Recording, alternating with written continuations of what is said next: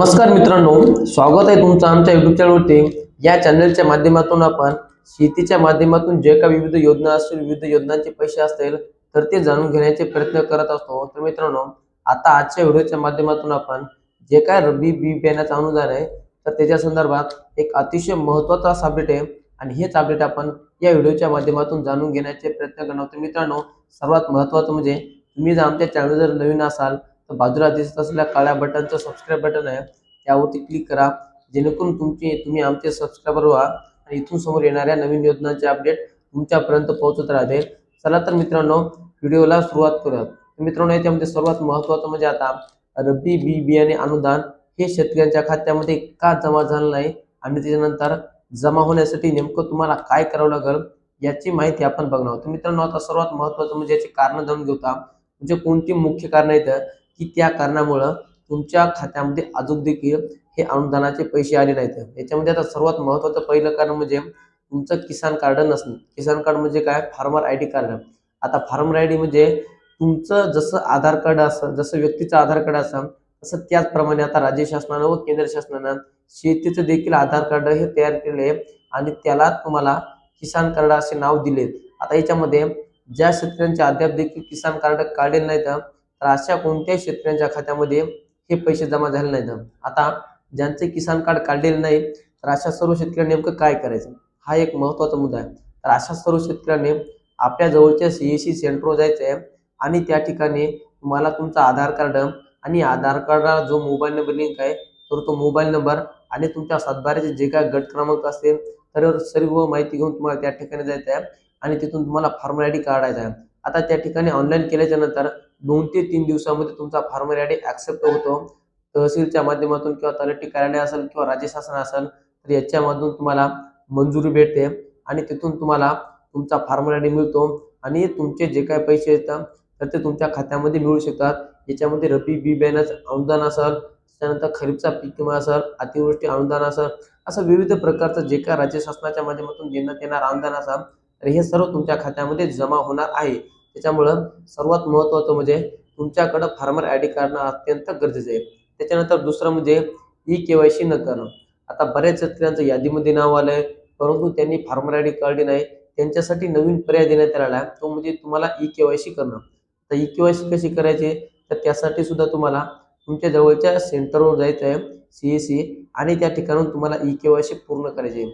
आता ई-केवायसी करण्यासाठी तुमच्या आधार कार्डाला मोबाईल नंबर लिंक असला तरी करू शकता किंवा नसेल तर बायोमेट्रिक अर्थातच फिंगरच्या पद्धतीने सुद्धा तुम्ही तुमची ई-केवायसी पूर्ण करू शकता। आता ही ई-केवायसी पूर्ण केल्याच्या नंतर 15 ते 20 दिवसामध्ये तुमच्या खात्यामध्ये हे पैसे जमा होऊ शकतात आणि 100% होणार पण आहेत। त्याच्यानंतर तिसरं म्हणजे सर्वात महत्त्वाचं म्हणजे यादीमध्ये नाव नसणं। आता तुम्ही पहिलेच असाल राज्य शासनाच्या माध्यमातून पहिल्या टप्प्याचा जे काही दुष्काळ होता तर त्याच्यामध्ये मोठ्या प्रमाणामध्ये युद्धपातळीवर लागलेले म्हणजे तहसील कार्यालयाचे अधिकारी तर सर्वांनी माहिती गोळा केली। त्याच्यामध्ये जवळपास 70 ते 80% शेतकऱ्यांची नावं टाकलेली आहेत आणि उर्वरित 20 ते 30% नाव आहेत।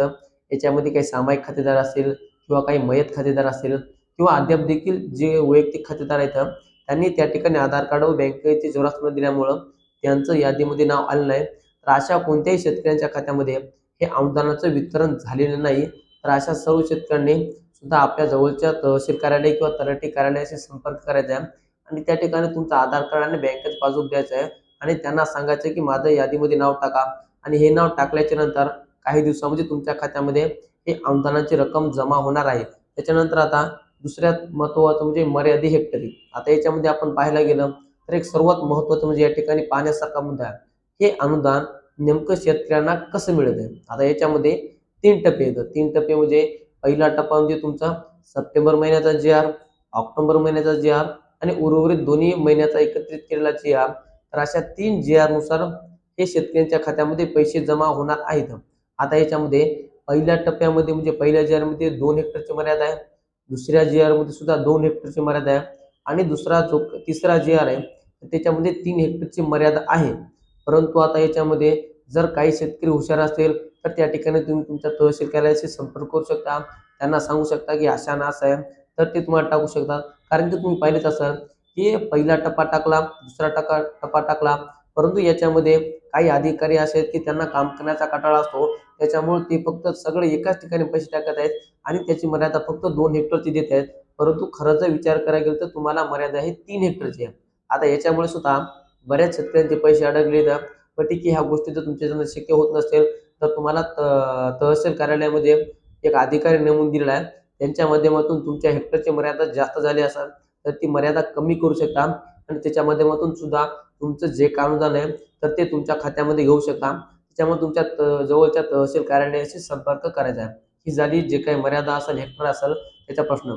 त्याच्यानंतर दुसरं महत्त्वाचं म्हणजे आधार लिंक. आता हे अतिशय महत्त्वाचं आहे. जर तुमच्याकडे यादीमध्ये नाव आहे, ई-के-वाय-सी झाली, त्याच्यानंतर तुमच्या सगळ्या गोष्टी व्यवस्थित आहेत, फार्मर आय डी पण काढायला, तरी पण काही शेतकऱ्यांच्या खात्यामध्ये हे अनुदानाचे पैसे अद्याप देखील वितरित झाले आहेत. त्याचं मुख्य कारण म्हणजे आधार लिंक. आधार लिंक म्हणजे काय? डीबीटी. डीबीटी म्हणजे राज्य शासनाच्या माध्यमातून डायरेक्ट बेनिफिट ट्रान्सफर, म्हणजे शेतकऱ्यांच्या खात्यामध्ये हे अनुदानाचे पैसे जमा होत असतात. मोठ्या प्रमाणामध्ये तुम्ही जर पाहिलेच असाल की हे हे डिजिटल युग याच्या अगोदर कोणाच्या नावानं पैसे टाकणं, कोणाचे पैसे कोणी उचलून घ्यायचे, कोणाला वेळ न लागायचा. त्याच्यामुळे शासनानं डायरेक्ट डीबीटी प्रणाली राबवली आहे. म्हणजे डायरेक्ट शेतकऱ्यांच्या खात्यामध्ये अनुदानाचे पैसे जमा होत असतात. त्याच्यामुळे ज्या शेतकऱ्यांचं आधार लिंक नाही, आधार सेटिंग नाही, तर अशा सर्व शेतकऱ्यांनी लवकर आपलं पोस्टाचं खातं काढून घ्या. या सगळ्या गोष्टी व्यवस्थित आहेत, परंतु त्यांच्या खात्याला अजून पैसे जमा झाले नाही, तर अशा सर्व शेतकऱ्यांनी पोस्टाचं खातं काढून घ्या. हे खातं काढल्याच्या नंतर काही दिवसामध्ये तुमच्या खात्याला आधार लिंक होतं आणि उर्वरित पैसे जे काय तुमच्या येतात ते 15 ते 20 दिवसामध्ये तुमच्या खात्यामध्ये जमा होऊ शकतात. आता त्याचं शेवटचं म्हणजे यादीमध्ये नाव आहे, परंतु आधार नंबर चुकला आहे, तसेच नाव चुकलं आहे किंवा कोणत्या गोष्टी तुमच्या चुकीच्या झाल्या असतील, तर या कारणामुळे देखील तुमच्या खात्यामध्ये हे अनुदानाचं वितरण जमा होणार नाही, याचीही सर्व शेतकऱ्यांनी नोंद घ्यावी. त्याच्यामुळे यादीमध्ये नाव आहे, परंतु नाव बरोबर आहे, गट नंबर बरोबर आहे, सगळ्या गोष्टी बरोबर आहेत का याची तुम्हाला चेक करायचं आहे. आणि त्याच्यामध्ये जर काय चुकीचं वाटत असेल त्यासाठी सुद्धा तुम्हाला तहसील कार्यालयामध्ये पुनर्वसनचा जो काही अधिकारी असेल अतिवृष्टीचा, त्या ठिकाणी बसवलेला आहे.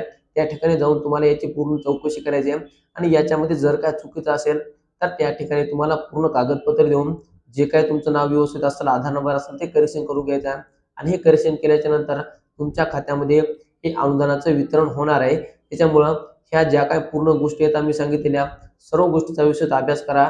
तुमचं कुठं कोण्या गोष्टीमध्ये काय कमी आहे, कोणाचा फार्मर आयडी नाही, कोणाची केवायसी नाही, कुणाचं सर्व असून ई-के-वाय-सी झालेली नाही किंवा त्याच्यानंतर आधार लिंक खात्याला नाही किंवा सगळ्या गोष्टी बरोबर असून यादीमध्ये नाव नाही किंवा नाव आहे तर चुकलं आहे किंवा आधार नंबर चुकलाय किंवा गट नंबर चुकला आहे किंवा गट नंबर टाकला तर एक गट टाकला, दुसरा गट नंबर टाकला नाही, तर अशा प्रकारच्या ज्या काही असंख्य अडचणी आहेत तर या अडचणीचा विचार करा आणि तुम्हाला जे मी याच्यामध्ये उपाय सांगला आहे तर त्या गोष्टीचा तुम्हाला उपाय नक्की करून पहा, जेणेकरून तुमचे जे काही थांबलेले पैसे येतात, तुमचे जे काही वगळलेले पैसे येतात, तर हे सर्व शेतकऱ्यांच्या खात्यामध्ये जमा होणार आहेत. तर मित्रांनो, ही होती अतिशय महत्त्वाची माहिती की रब्बी बी बियाणे अनुदान, जे की आपण या व्हिडिओच्या माध्यमातून जाणून घेण्याचे प्रयत्न केलेत. हे अपडेट तुम्हाला कसं वाटलं? आमच्या चॅनलवरती नवीन असाल तर चॅनलला नक्की सबस्क्राईब करा आणि याच्याविषयी जर तुम्हाला काही अडचणी असेल तर आम्हाला कमेंटच्या माध्यमातून नक्की कळवा, जेणेकरून अशा प्रकारच्या संपूर्ण विविध योजनांचे अपडेट तुमच्यापर्यंत पोहोचत राहतील. चला तर मित्रांनो, भेटत राहू नवीन माहितीसह, नवीन व्हिडिओसह. धन्यवाद.